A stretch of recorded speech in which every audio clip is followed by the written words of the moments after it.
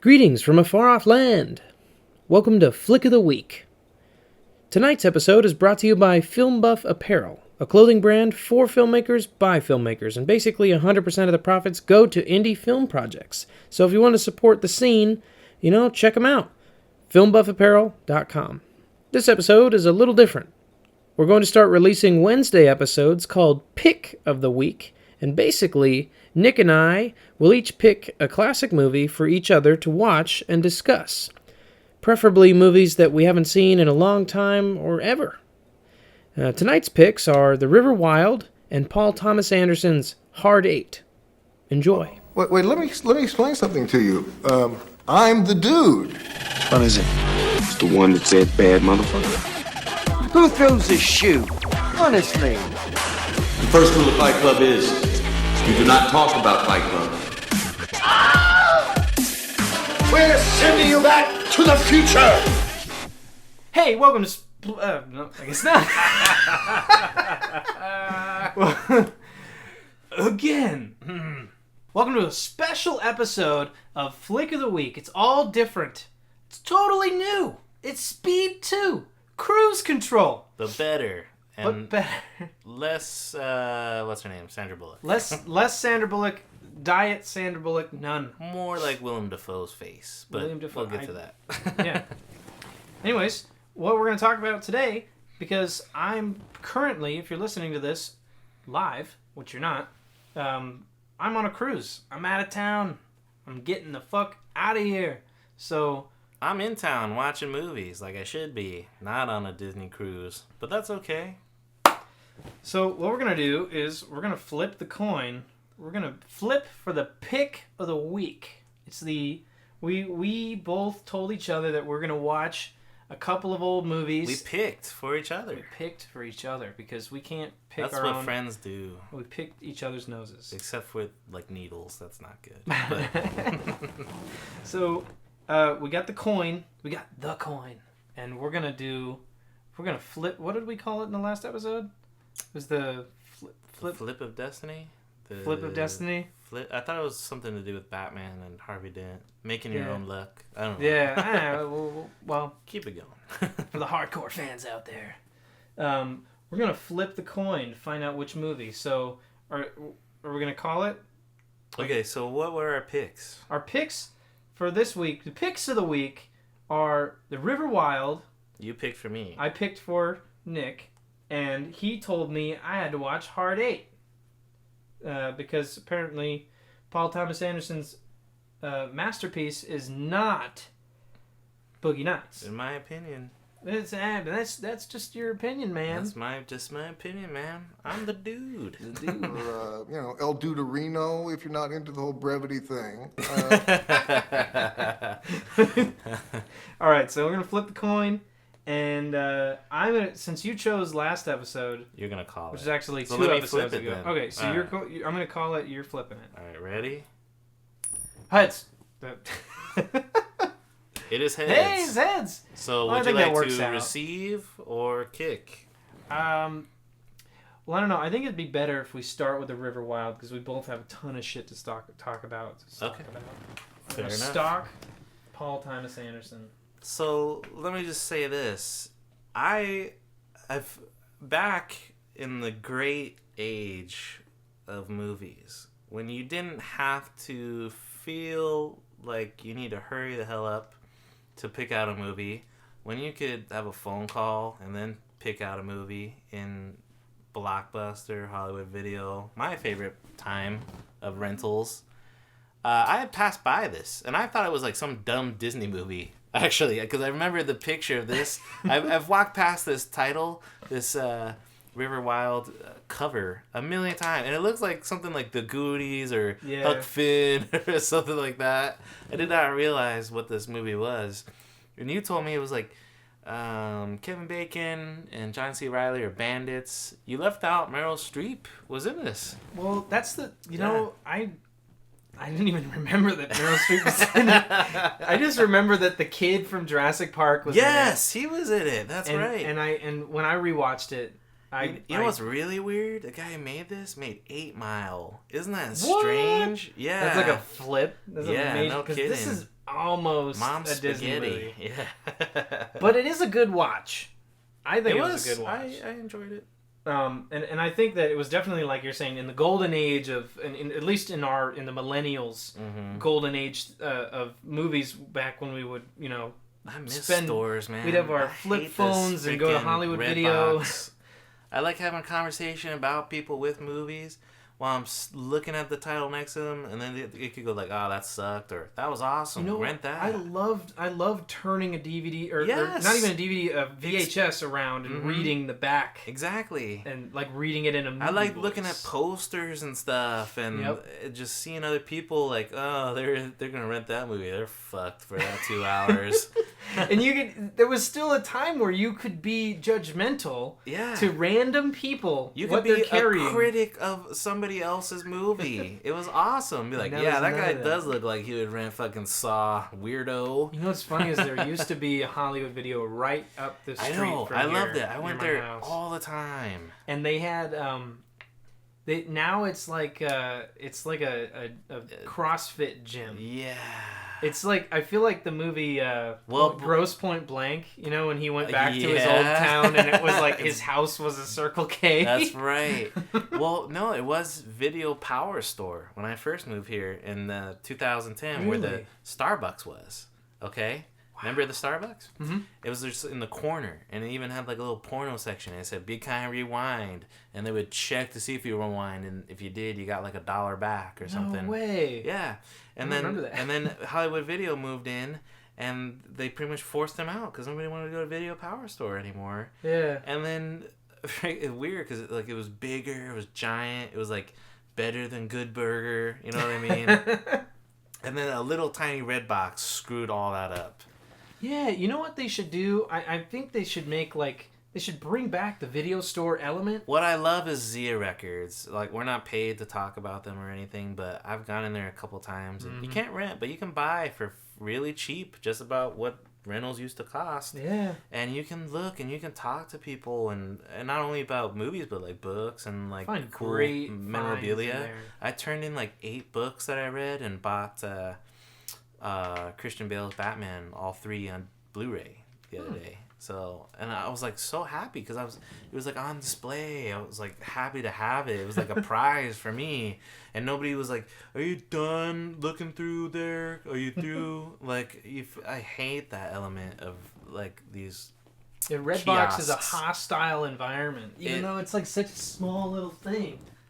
And you know what's funny is that little attitude about it is what drove me to like, I'll go see a movie in theaters, or I'll buy it, or I'll like on Netflix or Amazon. I just avoid like DVDs in general. My DVD player is nowhere to be found. I've kind of become, what I plan to do is in my house make a rental store of sorts, maybe with just like 2 little aisles, be Nick's Picks. And like if you come over, you'd be like, "Oh, what is this?" And I'll be like the freaking shop owner. I'd be like, "That's about this. It's got that guy and that guy. 1988, they did this.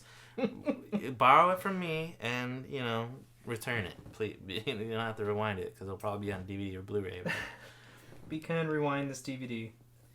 Oh man, I don't have the picture anymore. But the last time I went to Zia was when Interstellar came out in DVD, Oh, okay. and That was I remember a great they had Blu-ray right there. Yeah, but they had an end cap rack, that was like cardboard, and they had like a cardboard cutout of like Matthew McConaughey in the really? suit. Oh, And I was okay. like walking by, and I looked at it, and I got really close, and I'm like, I don't think you're Matthew McConaughey. It doesn't look like him at all. These girls. So weird. Like I feel You like know what I found out? Like, you just said that. It reminded me, The Rookie. Remember that movie with Dennis Quaid?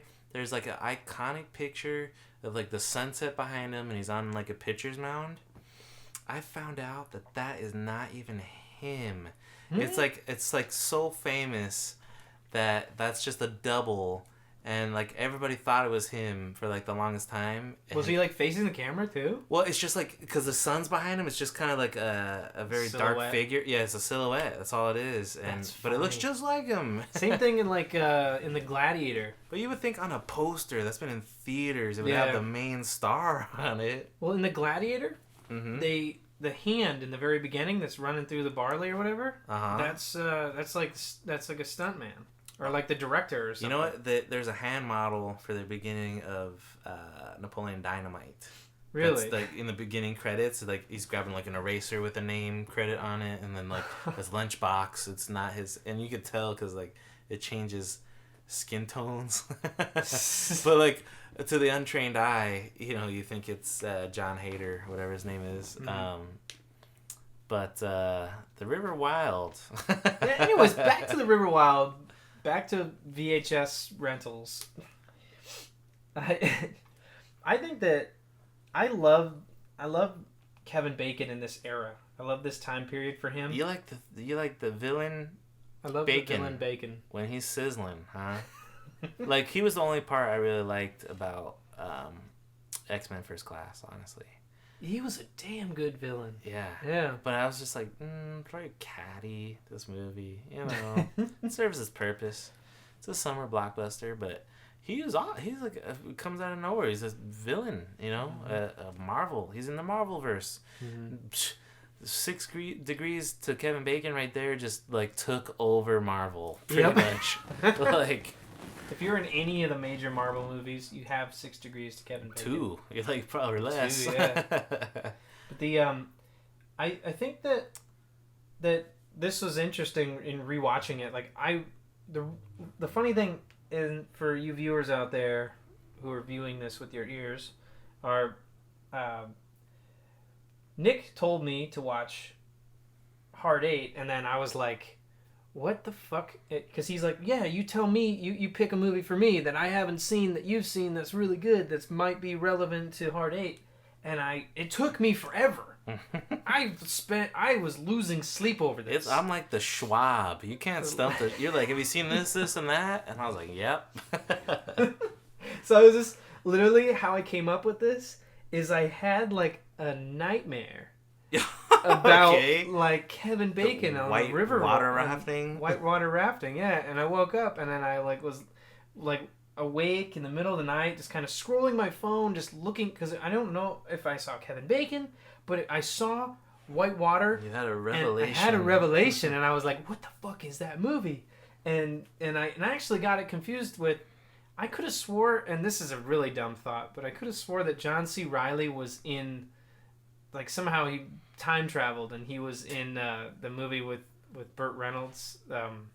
Deliverance. The Deliverance, yeah. Oh. But it's just because these movies kind of have a similar tone in a way. When I saw this, I thought it was like White Squall. You remember that one? No, who's in that? It was Jeff Bridges or was it Beau Bridges? Beau Bridges? It's kind of, yeah, it's like another like boat movie, you know. But yeah, this one just slipped under my radar. I don't know how. I haven't seen it, but you know what? This movie, all the landscape shots, perfect for Blu-ray. Yeah. Oh my god, that's why Blu-ray needs to exist, because on VHS it'd be like, who could fucking tell the difference between that and set? Honestly. Yeah. But like, it's so beautiful. Like, oh my god, You know all what's these funny is faraway shots of, and it's really them. I heard that Meryl Streep did most of her stunts. There was like 3 shots where I knew that they were on green screen, but I was like, wow, it's actually really good for the time period. Yeah, 1994. the close-ups, right? You could tell, like medium shots and close-ups. They had to. There was no way they were gonna mount a camera and have them like paddling on a real boat. You know, I did. It's definitely like stunt doubles, but like going through that gauntlet, it was like fun to watch, and it wasn't like a movie that was about it. You know, it was just. It was a crime drama, really, like a little kidnappy, a little robbery. I liked how they didn't like spoon feed you that right away. They kind of referenced that there was a robbery and they laughed about it. And that's like 45 minutes into the movie. Yeah. You know, it's not. So you just felt that there was some unease, especially about John C. Reilly, just because he didn't talk, and then that other guy disappeared. You know, John C. Reilly, like, it's funny because like this new generation will only know him as funny John C. Reilly. Yeah. But John C. Reilly was a great actor. Still is. Still is, but I mean, he was like in great movies. He's in The Aviator, a Scorsese movie. Mm-hmm. He's in What's Eating Gilbert Grape. Mm-hmm.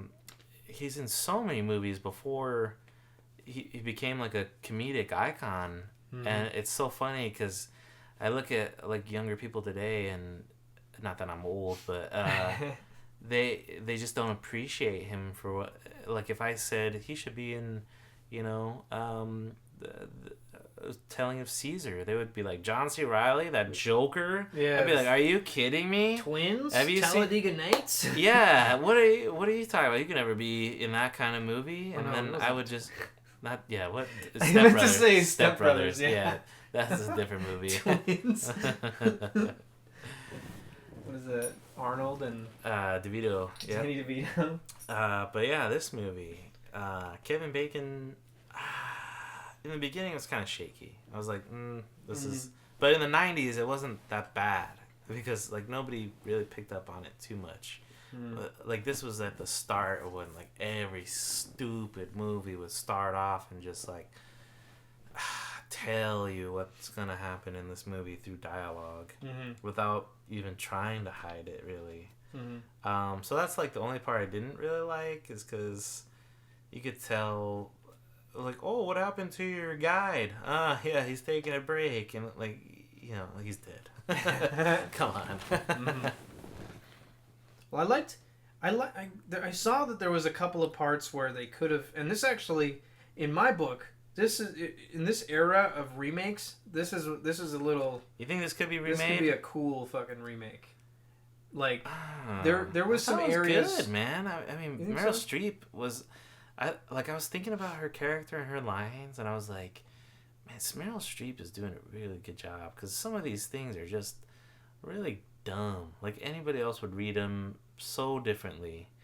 And like at one point she has like a laughing fit. Like, you think I can guide you through the gauntlet? The gauntlet guides Takes like you. 3 pros to do it. and it's Everybody just has me. to be walking, and I did it on a dare once and made it through. Like I'm not a guide. Like, And then to add like, but she has insult like to injury, a they were laughing, tied like down. a Joker laugh. Like it was so perfect. Oh yeah, she was just like beyond like. She was hot in this hysterical. movie, man. I She was was. like, dang! Like the first scene, she's like paddling like for fun in a canoe in I don't know New York or wherever the hell. That they was are. before. That was actually you got to see that whole joke with what's the new actress that's really big in Trainwreck? Okay, Oh yeah, Trainwreck. so the girl from Trainwreck, Amy Schumer, she did this cool like I think it was a Comedy Central special thing. About Meryl Streep. No, not about Meryl yeah. Streep, but it was like her and the girl from Seinfeld and a bunch of different people. I've seen that one that- where like they're all like too old for TV or something. They at were a too picnic. old to be Yeah. a sex symbol, and they become in the way. That was such a funny episode. Julie Louis Dreyfus, she's like, now I get to grow out my pubes. Yeah, but the way they said the transition happens is when they cast you as a mother, Oh. then you're no longer looked at as a sex symbol. Oh, was that? And then so Meryl Streep So was cast. I think that I think that the see. River Wild was her transition. She was still kind of hot, but she was the mom. That's it. She's the mom. Mm-hmm. That's like Kathleen Keener. She's always the mom now. The girl from Airplane is now always the mom. That's kind of funny the way you put that. I Yeah. love that, and she was hot though. That's so good. But it's hard to say. It's hard to say that because now, like, she played like Iron Lady. Yeah. And, like, I haven't seen she's that just one. Was that good? old. Yeah. I couldn't get through it. I gave up. I liked on her it. in that one remake, The Manchurian Candidate. Very good. She was freaking scary good in that Mm-hmm. movie.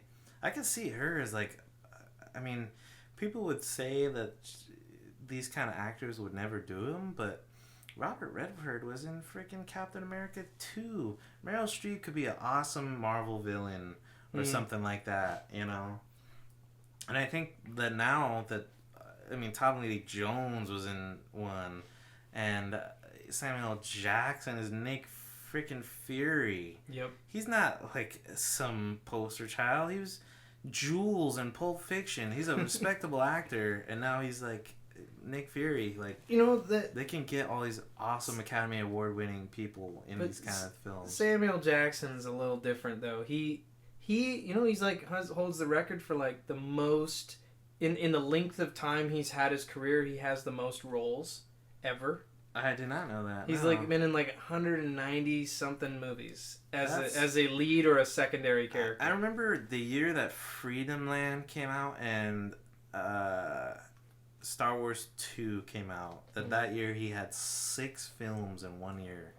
That's nuts, man. He Like, just takes roles like left and right. Like Alec Baldwin is in a ton of movies, but he's you can only think of like 10 off the top of your head because most of Yeah. them are terrible. But he's mostly like Alec Baldwin. I've always looked at as the busiest actor. He's always in shit, but it's just shit. He's on TV. He's in commercial like Orbit's You know what's commercials. weird is or- Harrison Ford is considered the most successful actor as far as dollars go. Oh. I think he's Han Solo and Indiana Jones. Oh, But I okay. think he's only been in like 50 films or something Yeah. like that. Definitely not even half of that number you just threw out. But it's so weird that how you generate success or you measure success, because if you're going to talk about how many movies you've been in, Samuel L. Jackson.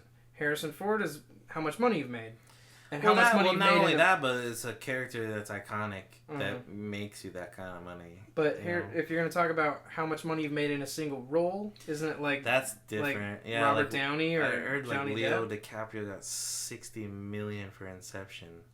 Most actors, like when you like really made it, like when $20 million is your quote. Like, And that's it's going the number. down though now. Is it really? Yeah, that's what I've heard, because Hollywood's in the shitter.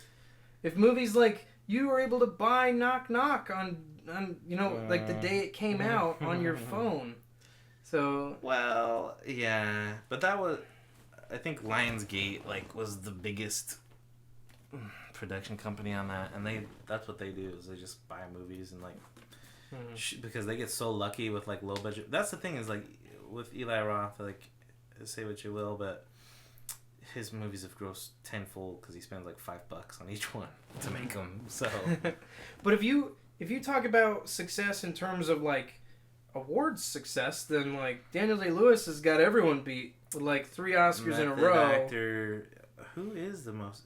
Can you believe that Leo DiCaprio has never won?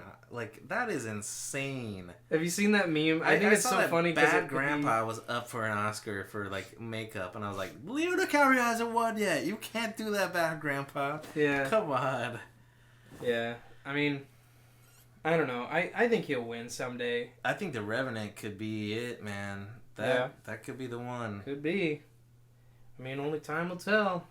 I thought Inception was great. Like It was, but it was like that. Even that character, like he's so smart, and then he's like out of control, angry. Mhm. It's all in his head, and you're seeing it all from his character. I heard somewhere that the reason why DiCaprio doesn't win is because he acts with his face and not with his heart. And I think that's like some superficial bullshit. I don't think because that's like, true because I would point them in the direction of Django Unchained, where he has a scene where he like is cracking open a skull, his hand's all bloody. That's his real hand. Yeah. He got 3 stitches, and he goes on for, and you could tell because they didn't add blood after. It's still the same take, and he smears his hand on Kerry Washington. She has no fucking clue what this crazy actor man is doing, and like that reaction is real. She's like, I just got blood on my face. they just like sent her to get an AIDS test If after that's that. not acting through your heart to carry on that whole scene and play an injury like that, I don't know what is. Was his face his hand? Like, come I don't on. know. I think that I think he's great, but I think it's funny that there was like that meme that came out where Yeah. it said like, what if DiCaprio never wins an Oscar, and they make a movie about how he never won an Oscar, and the And actor that one, wins an yeah, Oscar. right? I think could that be might have like a happened. Steve Jobs kind of like thing right there. And Yeah. he's like played by someone, like he's played by like Nick Jonas or something stupid.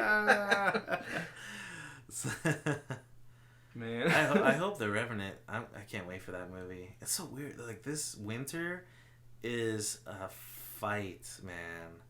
you got Star Wars, and then you got all these things around it that are gonna try and pick and. I mean, you were looking forward to Point Break remake, but I'm telling you, as soon as Star Wars comes out, that is not gonna make any money. I do think, however, this movie I saw, it was called like Sisters, and it's got like Tina Fey, Amy Poehler. That does stand a chance because like anybody that doesn't want to watch Star Wars will go see that movie. Yeah. But anything else around it is like, fuck, that's tough. That's why Batman vs Superman were like they were gonna do it, and then they pushed it out to like March or summer. Yeah. And they're like, we're gonna take all the money, not some. I feel like all the greatest epic movies come out right around my birthday. Mine too. All the Hobbit are you movies, in March? December 19th. Oh, okay. I had spring, and like I've seen 300 and The Watchmen, and like all these awesome movies. Like they're all Zack Snyder movies too. Kind of funny. But I saw every Star Wars movie I've ever seen in theaters. Are they all in December? Yeah, they all come out in December, and then I did not put that and together. then all of the Hobbit movies came out in December. I know 18th. that all except Day for before like my the birthday. last two, the Die Hards used to come out in December, and like they're all kind of Christmassy like movies too. Speaking of Christmas, I'm excited to see Krampus. Yeah, I saw the Comic-Con behind the scenes thing, and it was like Adam Scott was like talking about it. It's a good idea. It should have been used.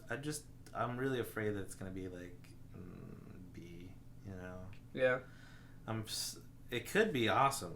It could be like a generally like scary movie, but if it's like if there's jokes, if people are getting killed, and it's not like effective, it's like to get you to laugh, like, oh, the hook through the eye, and she like goes up a Christmas tree. You know, I got the vibe like it was the same humor and the same like way about, you know, that kind of suspense comedy as This Is the End. Is it supposed to be a comedy, Krampus, at all? It is. Oh no, well, okay. The folklore is what's serious. his name? Adam Scott can be either one, so I never know what the. It's movie's gonna definitely be. a comedy.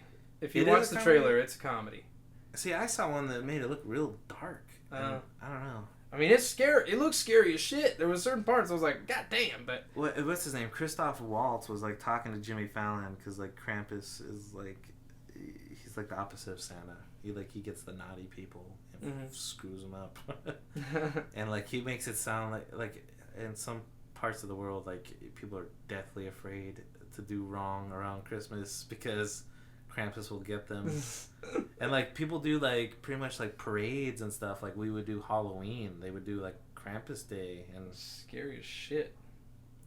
nuts. So the River Wild. I love these tangents. I hope the people listening do too, but you can never tell.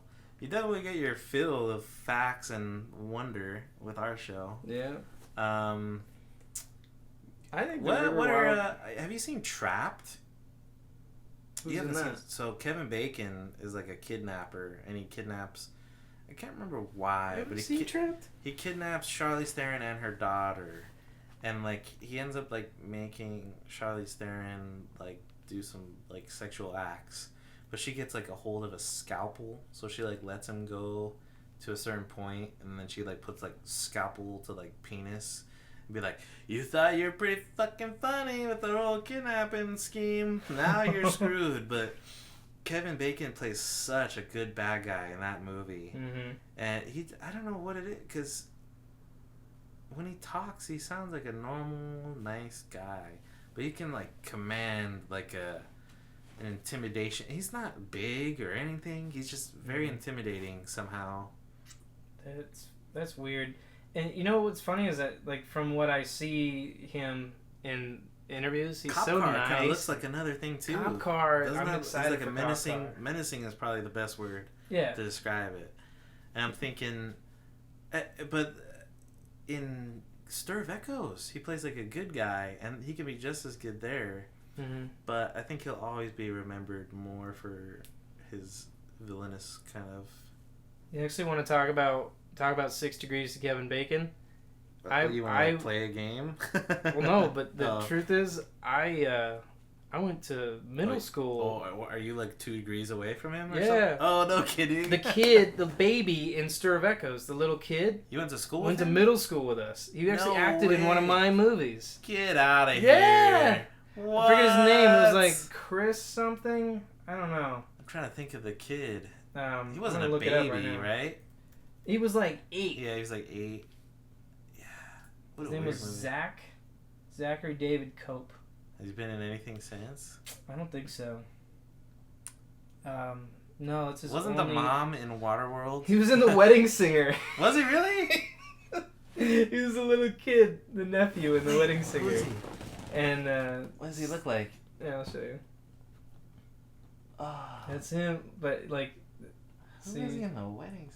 Yeah, I always remember that face. but he was, he was totally, I had seen him in the movie, and I saw, it's funny because I'm like, even when I was in middle school, I was like, It was just really, like a student project you just made, and no, I watched Stir of Echoes, and then I recognized the name in my class, and then I looked him up, and I was like, hey, and he's like, yeah, I did that back then. no, but what I'm saying, like, what was your project? We like, worked on, I think I made this thing called, it was called Parallel Stir of Universe. Elbows. Parallel Universe. Stir of Elbows.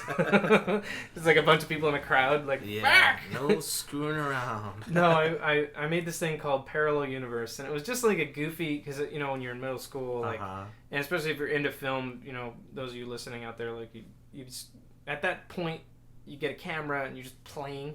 Mm-hmm. I was just like making people disappear and reappear, with like pressing stop and play on my old VHS camera. And... I was always anytime we got a video project, I would always try to make it funny somehow. We had to do like a news thing where we'd be like in a newsroom and we'd give like whatever topic was the topic we were given. You'd have to like do it as a news report. But then I made like commercials. And like there were plays off of like popular commercials at the time, like Bud Light commercials and stuff. Yeah. And like that was the first time I ever had a taste of like laughter because everybody watched it and the whole room just like lit up. And I was like, I thought that was just like a stupid little thing that might get like a good one. Yeah. But it just like made everybody go crazy. Yeah, and I got a great grade for that. And it was like a very okay report, but because I like went the little extra mile, Yeah. In high school, we did we had to do, everyone reads like Shakespeare. Yeah. So they read people were reading Hamlet, and our class read Othello. Mine was Hamlet. I love Hamlet. And but they said you got to do some kind of final project for this. Did you and go blackface I did a or video. something? We went all out. I had a group of 5 people. We went all out. We built sets and got wigs. And yes, we did do blackface on this kid. But he played like 4 characters. He was like our like Eddie Murphy. He played like 4 characters in this thing. Clumps, Othello. But we made this thing so epic, and then for the end, because I didn't know how to end it, I was like, this is really serious, and people like might think this is like way too like serious. Okay. But I mean, it was good. It would have been good either way. But I woke up in the middle of the night right before we were about like a couple days before we were about to finish this thing and shoot the final like Othello killing his wife scene, and I was like, I got it. I know how this thing's gonna end. So the way we made it is called Othello with a Twist. So if you look that up on YouTube, you'll see this. It's called Othello with a Twist. Othello with a Twist No on kidding. YouTube. I'm gonna look this up later. And it's a 2-parter. Back when YouTube you couldn't have a video longer than like 5 to 10 minutes. Mm-hmm. So the end is. Oh, that just reminded me. Sorry, I had a YouTube video that I wrote, and it was called Kaboom Infomercial. Because we misspelled it, Yeah. And it's just like a stupid video of like other effects that Kaboom could have on you. Yeah. This guy just starts humping trees because he got sprayed Oh with my Kaboom. God. Sorry, I didn't mean to cut you off. It's okay. But yeah. But the end of my Othello was like we had it all play out kind of correct to the script with the dialogue being Shakespearean, and all of a sudden, like as Othello's about to kill Desdemona, Caps of food. no, some other girl that's like a main character, I forget their name now, but she runs in and she's like, stop, And then she like does this whole thing like, I got a text from this person and that person and they said and this that, and it was like all this drama. And then the main bad guy like knocked her over the head, and then it became To a get her to Quentin stop. Tarantino. Yeah. Then it Oh became no, I'm thinking like There Will Be Blood, like with the bowling pin. similar, yeah. But it became a whole Quentin Tarantino movie. That's awesome. All of a sudden there was Uzis and samurai swords Still like a and cool blood. guitar like solo. Yes, exactly. Just go watch it. I'm not even Wow. kidding. Even to this day, That is brilliant. all these big movies Can we revive that and make it a real? I kind of want to, That's but so sick. even to this day, like I've made movies with budgets and real film sets, and I've done bigger things, and I still like get on YouTube and look at this Look at old that, video I yeah. made with a DV camera. I wish I had my first ones because they were. Remember the Twins commercial? I like breakfast at 4 a.m. hanging with my friends and twins, and we did something like that. And we just started rhyming things, and all of a sudden we were like, and twin, and like it was 8. Like, it doesn't make any sense. And then we had 2 friends that were like 2 brothers. They were twins. They're not hot women or anything. They don't have any boobs, but it was like all the adults were like, "Oh my god, these guys are hilarious." All right, so The River Wild. River Wild. Well, let's. River Wild. Kevin Bacon's great. Meryl Streep. Meryl Streep's great. That other guy from the Bourne freaking movies. He was the husband. I can't remember his name, but yeah, he was all young. David Strathairn. Yes. I can't even say his name. Him. That guy, but He's in a lot of good movies, Mhm. and he's in a lot of shows. I think he's in The Blacklist now. I think that was the most. I mean, I don't know. I'm The not kid like from Jurassic Park, man. He was It was in Pacific. I But- didn't know that he did anything else, and this was actually a good, noteworthy movie. I think that he's. I think that this was the most like involved role I've ever seen him in. Mm-hmm. And when I saw him in the beginning, I thought that was it. Have you seen The Pacific yet, though? No. Oh, dude! If you like the HBO war things they put out, it's they get him because Spielberg produced it. So Jurassic Park, there you go. Friends with benefits. And, Wait, was he in Jurassic Park? the little kid? Oh, the little kid. Yeah, he's in The Pacific. Okay, I was talking about the older guy. Oh, I thought you were talking about the kid. My bad. The old. We were still on the guy from Bourne. Never mind. Moving on. Yeah, I do want to talk about that. That guy went. He's in Pacific. I looked that up. I was looking him up on IMDb recently after we watched that, and I was like, what has he done in his life? That's right. The guy from the husband in this movie, he was in Godzilla. He's like, man, I can't ask you to jump off this plane, but there's a big ass lizard. You're gonna have to jump off this plane. Like, I don't know. This is a little better than that, but it's pretty much the gist of it. Let them fight. I can't wait for the sequel to that movie. I haven't seen the new Godzilla, so. Oh, really? Yeah. I liked it a lot. I don't know. I'm just not really into not big like monster it, but- movies. It's just not my thing. You know, I could hear you there, but I love Pacific Rim. I don't know why. I just do. The little kid in me just wants to watch that movie over and over. Mm-hmm.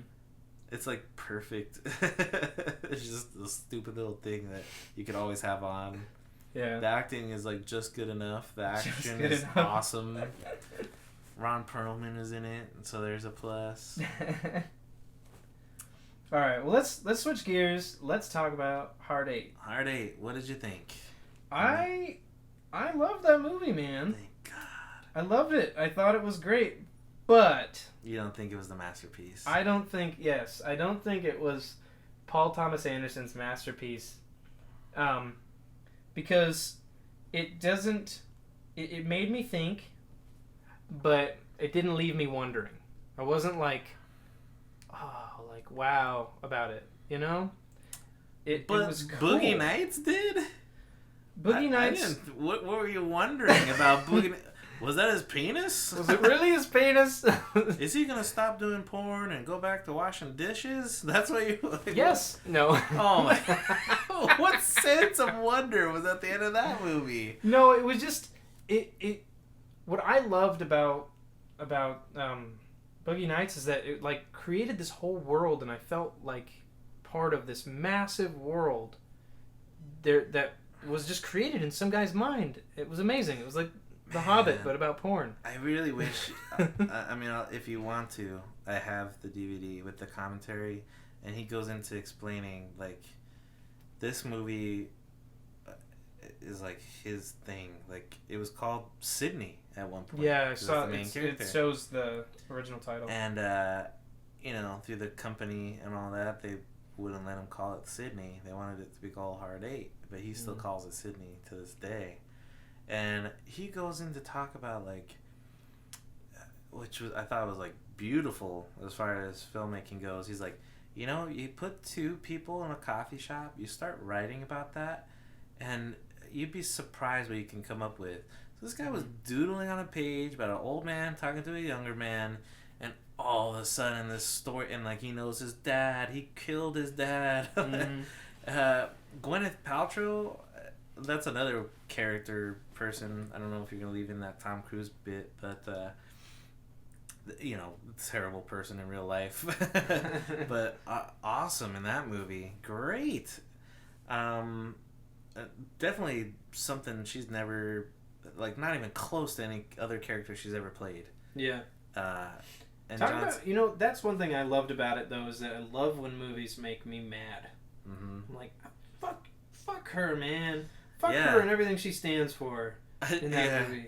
It was kind of funny because, like, John, she's like a hooker, and she sleeps with the guy for money when she's already married to John C. Reilly, and he like slaps her, and I'm like, is it okay to like that a woman got hit in the face in this situation? Am I a bad person for wanting that to happen? I feel like she that was kind of written screwed in him there. up like a lot. Yeah. Well, that was written. That was like a fan service. Like, yeah, slap that bitch. She did that to everybody. Yeah, and then Sydney's like, you gotta, don't yell at her, Sydney. Yeah. Don't call her names. So confused. Everyone's so confused. What, I mean, would you say it was right on track with, like, that's, when we were talking about Mississippi Grind, like, that It was. Is, you know. You know what, I was really, you know, the best part of the movie, in my opinion, is the concept of gambling in that way. Dude, I found out that's how Paul Thomas Anderson made, like, quite a bit of money. He actually did that scam. Really? He goes on in the commentary to, like, he's like, oh, you can't pull this off today because they fucking caught people, so you can't do the rate card trick, as it's known. Well, you can't. I realized that you totally couldn't do it because there's no chips anymore. It's all yeah. Well, you know, maybe like 10 years ago, you still could have, you know, but there's still scams you can pull. Mm-hmm. That's the thing. That's what's really saying. That's what's universal. And it's like a real Vegas story. It's about somebody on top going bottom and somebody on the bottom like reaching his peak. And then Samuel L. Jackson's character just wants to capitalize on both. Mm-hmm. I've normally watch a movie and I see two people talking, and I've talked about this before, like, you can hear the words they're saying and you're like, that'll come up later. Mm-hmm. Why are they mentioning this guy's scar, this guy's wallet, this guy's lucky nickel? Like, it'll come up later. But in Hard 8, the beginning diner scene, it's just, I forget that I'm watching a movie. It's those two actors together, just all I see coming is that, like, he's gonna help him out. That's like the only real tell. Honestly, I was siding with John C. Reilly's character. I was like, what the fuck does this guy want from me? You know? It left you wondering really like, well. I'm not right gay. Is he gay? He's just sitting in the back seat. That's funny. What? And then he goes on to talk about, like, he doesn't like matches, and this is what's awesome, because that in any other movie, in the climax, something would happen with matches. Mm-hmm. And in this movie, it's just like a funny little thing. And like in a dialogue-driven movie, you can do that. Mm-hmm. And he just has like a funny little story and a a cut to him like his pants on fire, and I was thinking like, oh, maybe some house will get burnt down at the end of the movie, and then you'll remember like, oh yeah, he can't do matches, but it doesn't happen. It's just like a cool dialogue. Like it's just two guys shooting the shit in a car going to Vegas, and in a way that, as far as poker goes and stuff, there are like tells, and it's hard to tell what these actors are going. It felt kind of like a poker game. Maybe that's the meaning of the writing, how he wrote it. And but I like what I like the amount of things that they didn't say in the movie. That's what made it so mysterious. Is like the whole part where like Gwyneth Paltrow was like gonna give herself to Philip Baker Hall, and it's just like an up and down camera view and the music behind it, and you know what's going on, but nobody says anything until like a little bit later. But you're like, is she like gonna get naked? Is he gonna force himself on her? Is he gonna run out? Is he gonna tell John C. Reilly? Like, what's gonna happen here?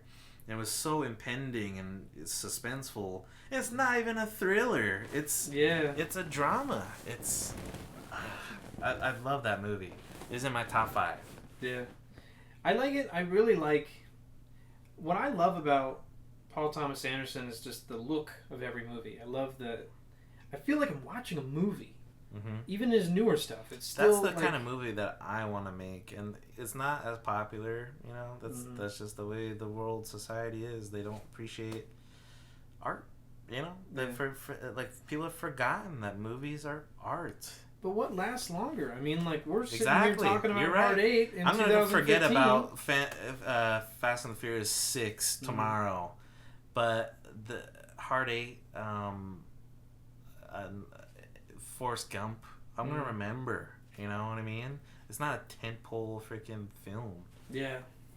There was movies, I mean, I can't think of anything on the fly right now, but they're, like, every once in a while I'll have, like, a bored day, and I don't really feel like watching anything new, so I'll go backtrack. And if you go on Google, you can type in like best movies of 20 this or 1990 this, and you get a nice detailed list there. And some of those, when you get into like the late 2000s, it's like, oh, I totally forgot that came around. It was an okay movie, but it wasn't like memorable. Yeah, I totally forgot that even existed. There's tons of them out there. So I don't know. But Hard 8 is definitely a great movie, man. I'm glad you liked it. I'm glad you told me to watch it. So I stumbled upon it, and that for me, I love doing that. Is finding a movie and being blown away and not ever have heard of it.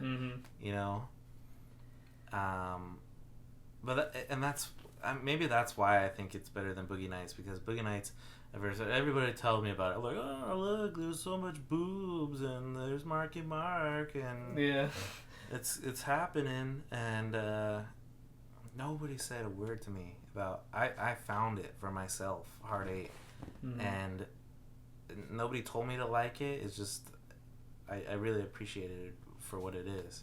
Yeah. And Samuel L. Jackson wasn't even like famous back then. He's so young in that movie, and he plays such a good little bad guy, like a prick. He was definitely just a weasel. He was trying to. How many villainous roles has that guy played? A ton. Even like his good guy roles are kind of bad guys. Well, yeah, I'm just saying, like, how many bad guy roles has he played? I can't think of that many. I don't know. Or any right now, other than Hard 8. I don't know, man. What I was gonna say is a movie that is on the list of movies that there's 2 movies in 2010 that I totally forgot existed. Clash of the Titans. You forgot about that one? Yeah. I would much rather forget Wrath of the Titans. Yeah. But then Prince of Persia. Yeah. It's an easily forgettable movie. That was the movie that was supposed to bring game movies back. Jerry Bruckheimer, great producer. He's done fucking everything you've ever seen, from Amazing Race to The Rock. He took a gamble, and he's like, I think there's some money in this. I think people can see. But the thing is, like, they don't make it like the game. So that's the thing people like. And then you take a character that people liked in the game, all the favorite parts of that character, and you don't put it in the movie. Yeah. So, and you just change. Ben Kingsley was in that movie. Yep. He might be the best part, but Jake Gyllenhaal with like, what, English accent in Persia? I don't understand it. There's a lot of movies like even Exodus Gods and Kings was like they get a lot of shit for making it like how Hollywood in the 40s and 50s made movies is like it's called the transatlantic accent, and like everyone's white. It's like you're in Africa. What are you doing? You know. Yeah. But I don't know, yeah, and then Max Payne came out. That did terrible. I think the only good movie from a video game is Need for Speed. That's the only one I've liked. Doom I kind of like parts of, but Need for Speed, they don't use any CGI. It's all like practical effects, which is awesome. And they do the car crashes like in the game, where it's just like slow motion. And not only is it in slow motion, but it's like a car, when it goes to pieces, it affects like so many things, and it's showing all that without doing any cuts. Doors are flying off, bouncing off a street, and you're seeing all of it. Well, that's what I would have never really watched that movie if it weren't for what's his name, I wish Prince of Persia. No, it's Need for Speed. I haven't seen it yet. But Breaking Bad. Well, no, the director of photography. Oh, who was it? Can't think of his name. I'm trying to find it right now. Aaron, what's his name though? The actor. I think that guy deserved a leading role for like the longest time. Yeah. And he was kind of like in Last House from the Left, and he played, thug number 1. And man, Breaking Bad is such a good show, and he made it. Him and Bryan Cranston took that boring thing. It really is, like, honest, like, it should be like the worst show, except for like the cool like endings that they have. But if it wasn't for those actors, that show would have just been down the toilet for a season. Oh yeah. You know what? And by the way, there's a nice little gem hiding in Netflix. It's the total the mix, Spanish? the Spanish Yeah. Breaking Bad, and it's like Walter Blanco. Walter Blanco, yeah. What is it called? Metastasis? Metastasis, yeah. And it's totally... I haven't watched it because I'm afraid that it'll take away from my Breaking Bad. It's, oh my god. I put it side by side, and it's like frame by frame, like replicating. Is it really? But they have like, it's terrible. Oh, it's like, really bad. They have this actor. Is it supposed to be bad? I don't know. I think it's just joke? they're trying to like create a serious like Hispanic version so that people in Mexico and South just America like English The Office, and then they take the American The Office. Yeah. Okay. But this is like word for word, season for season, really? frame by frame. Wait, is there El Pollo? Yeah, but it's like an American or like a pizza joint in Mexico. It's like everything's like flipped roles. That's crazy. And instead of an RV, they have like an old prison bus. Okay. And then they, instead of living in a house, they live in like a condo, like in the slums of Mexico. It's just kind of weird. Oh, really? Okay. But there's like is the other guy a drug dealer, or is he not a drug dealer then? No, yeah, he's a drug dealer, and they're just dealing with the cartels. Not Walter Blanco, but the other character, Jesse White, or not Jesse White, Jesse Pinkman. Yeah, it's all the same. It's exactly the same. Even the characters, it's like Yessie or something. Does he have a brother that's like in the DEA and all that? Yeah. But it's like the Mexican DEA. That's crazy. But the funniest thing is that the kid, because in the real Breaking Bad, his son, Walter White's son, is like really has like cerebral palsy or whatever. Like the actor really does. He's not acting that. He's really like that.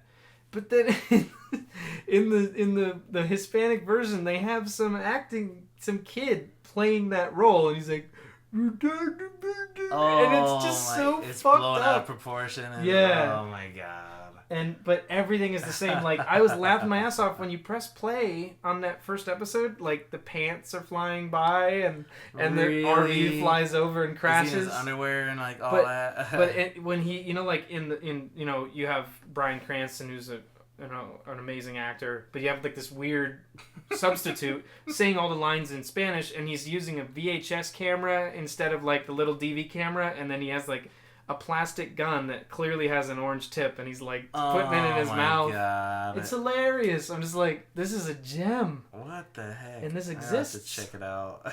It's funny to watch. I probably watched a whole season just no laughing. kidding. I How many was- seasons do they got? They have all 5 or all It's 6. the entire, like, it'll end the same and all Yeah, that? it's the same exact story. Yeah, That's so- nuts, man. it's hysterical. But anyways, Hard 8. All right. I loved it, man. I mean, I don't know how much else we can say. Maybe we could just talk he's about a director Paul Thomas Anderson. that puts a lot of the same actors in other movies. And, Yeah. like, Eli Roth, we were talking about him a lot the last couple weeks here. He's just grabbing friends. And he doesn't care how good of a job they do. Doesn't seem. Yeah. And just, like, I got a guy for the movie. Don't have to pay him $1 billion, so he'll do the job and he'll do okay. But Paul Thomas Anderson has, like, great actors in great roles. And Philip Baker Hall and Philip Seymour Hoffman. There's too many 3 fucking weird names. They're both in Magnolia. That's what I noticed. I liked. There's Philip your Seymour- Tom Cruise freaking awesome movie right there. I liked Philip Seymour Hoffman in Hard 8. Actually, he had the this hothead one little role. freaking craps player. Yeah, he was great. And I that was heard like that was before- all ad-libbed. So Oh, they yeah? were just like, go in there, Philip, and make a show. And he did, for sure. He's phenomenal. He was phenomenal. That's But he was so also in sad. The Master, another Paul Thomas Anderson. God. That was a weird one for me. Yeah, I didn't. But I kind of felt. honestly, I'm on gonna the fence. rewatch that. It's on Netflix. I think it I is on might too. Netflix? Joaquin Phoenix and. I just gotta get through the part that, and this is why. And actually, So you didn't like Inherent Vice? Is that right, or you did? I need to rewatch it. I liked felt- it, man. I thought there was so much to that. It's like it's the opposite of your normal noir like detective. Like normally it'd be like 5 p.m. found the redhead. She was going through the trash. I made my way back to the office. But it's like this pothead, and he kind of falls into like without being comedic. It's funny. And like he goes to a porn shop chasing a lead, and then just 2 chicks start making out and having sex with each other, and he's like, "Whoa!" It is good. I can't deny that. That's like a Freaking great Josh movie. Brolin. I would watch that guy eat a bowl of Pancake. pot every day. Yeah. Like, oh my god. Far out. What does he say in the commercial? He's like, it'll make you just say far out. That girl, man, she's a hottie for Tell me- sure. Oh, She's the in the girl new is- Jobs movie.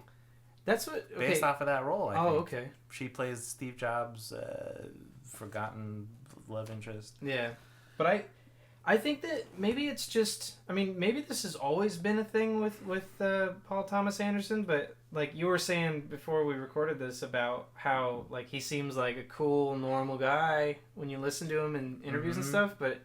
I feel like that guy's like, if you got talking to him and you had like a beer with him, he'd get like into a some belt like around his neck and yeah, carradine himself. It's into some like, crazy sadomasochistic shit. He just Well, I would think he was kind of like I'm trying to think like what's that fucking guy that made Melancholia? Lars von Trier. yeah. Be like, oh, you're the shark and these are the fish. Do not take shit from the fish. Act. And then you'd be like, would you like some fries with that? That'd be the line. But like Paul Thomas Anderson will like walk through it. He'd be very cool, and you understand the role. And like, it's funny because he'll be kind of like a stoner kind of dude, and a movie like Magnolia will come out of it. That's crazy. I think. I mean, like Normally it'd be like I love Pineapple Express Magnolia. would come out of something like that, you know. I love Magnolia, but I feel like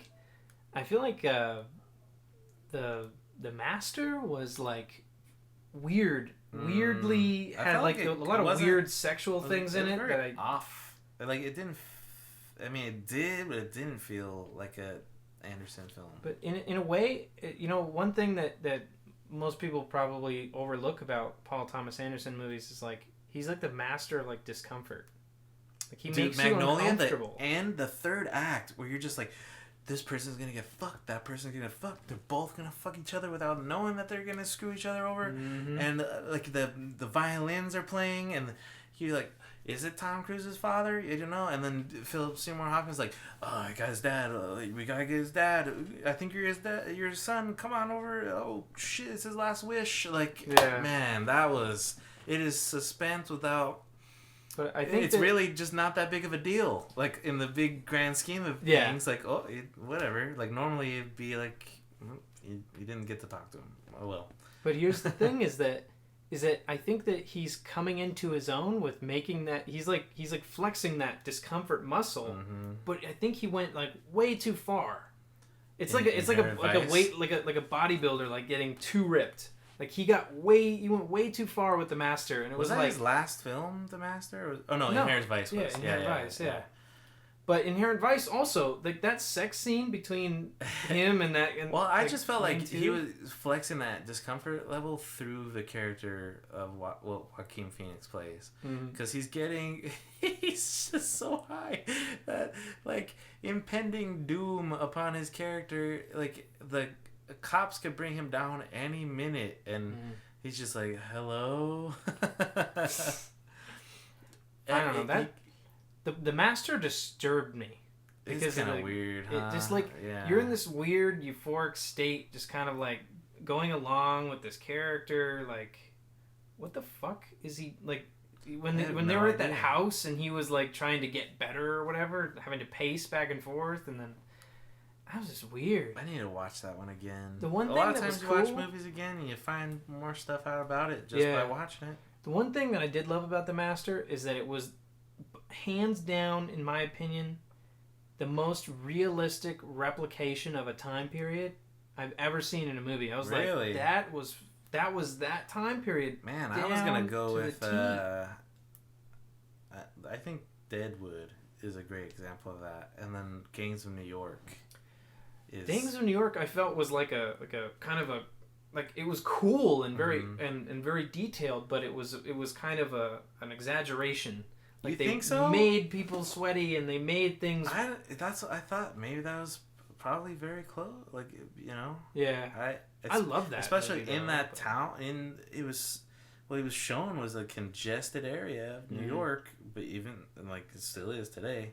But at a time where you would fear for your life, no matter who you were and where you were in that city. But not only like with the Master, not only was the environment and the costumes and the people chosen to be the characters, but the Philip camera Seymour work. Hoffman was like perfect in that movie, man. Oh man.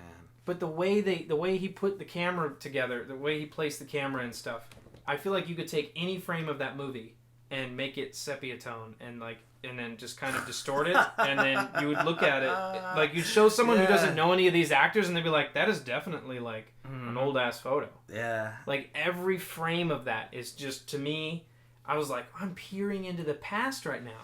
You know, he's similar but different with every movie, and I feel like I like what J.J. Abrams has done with Star Trek, but I feel like the camera and the lens flares and all that is the same. And like maybe that's good because that's the style you like when you go to watch a movie like that. But I look at Boogie Nights and I look at Magnolia and I look at Hard 8, and some scenes are similar, but the way that they follow the characters around are different in every single, especially in Inherent Vice, because that was like the only one where I'm trying to think. Was that the only one where it didn't really follow any other characters? Which one? Inherent Vice. Yeah, it was all about him, really. And I like mean, Boogie Nights, it would go into Julianne Moore. She's in the courtroom trying to get her daughter back, and then Magnolia obviously was like like every 7 30 people. seconds, like somebody else, And but in Hard 8, You go from Philip Baker Hall, and then John C. Reilly is on his way to Niagara Falls. It jumps around, but it's different. Well, I think that, and going back to, well, actually you were talking about how Paul Thomas Anderson has like a similar but different style. Like, and we had talked about The Rock recently, and Are we The gonna Rock, get the into movie. Michael Bay? And Michael Bay, and I realized in, like, I was listening when I watched The Rock, I was like, what the fuck? Like, this theme song sounds remarkably They're similar. all the same. Yeah. I feel like he has a big say in the scoring of movies. He has and a big just say in everything because like, we, people like- realize that if they want to make a lot of money, they'll hire Michael Bay and just don't get in his way. I don't care how shitty the movie is. Transformers will make $1 billion, so let him do it. His list for upcoming movies: The Purge 3, Ninja Turtles 2, The Purge 3? Ouija 2, Transformers 5, Bad Boys 4. He's producing those. Okay, though. yeah, he's producing Yeah. those, I was yeah. like, he didn't make Ouija 2. I know he produced Ouija. Okay, well, Is he directing? Man, what the? the only thing he's directing coming up here is 13 Hours: The Secret Soldiers of Benghazi. That one I'm looking forward to because it does not. It looks like old Bad Boys. It looks like original Michael Bay. I don't like current Michael Bay. Stop screwing with my childhood, Michael Bay. Yeah. I want to watch Optimus Prime. I don't want to watch Shia LaBeouf go through puberty. I don't care. I don't care that Marky Mark is in shape bad father. I don't give a shit. I want to see Bumblebee. I want to see Grimlock. And say Grimlock. Don't just make him roar. Like, come on. And then Ninja Turtles, really? You're going to have Megan Fox beat the Shredder That was twice? fucking Are dumb. you serious? Get the Ninja Turtles to do it. That's what they're there for. That was super dumb. I agree. But that pissed me off. So I was like, if he screws with another thing, if he gets a hold of like X-Men or something, like, I'm just gonna lose my mind. But in closing this episode, I'd like to say, I don't know what I'm going to say. And that's okay. And that's okay.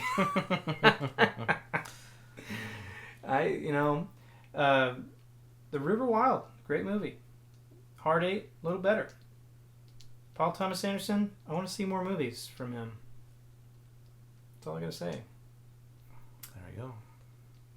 We're going to take this out with a bong hit? Or what are we going to do? Should we just say Josh Brolin's line? What's Josh Brolin's line? Far out, man. Far out. Hey everybody, I hope you enjoyed this episode of Flick of the Week. If you liked it, be sure to subscribe to us on iTunes, YouTube, and Facebook, as well as Pinterest. And pretty much any provider of podcasts, I guess. I mean, we're everywhere. So be sure to subscribe. Thank you.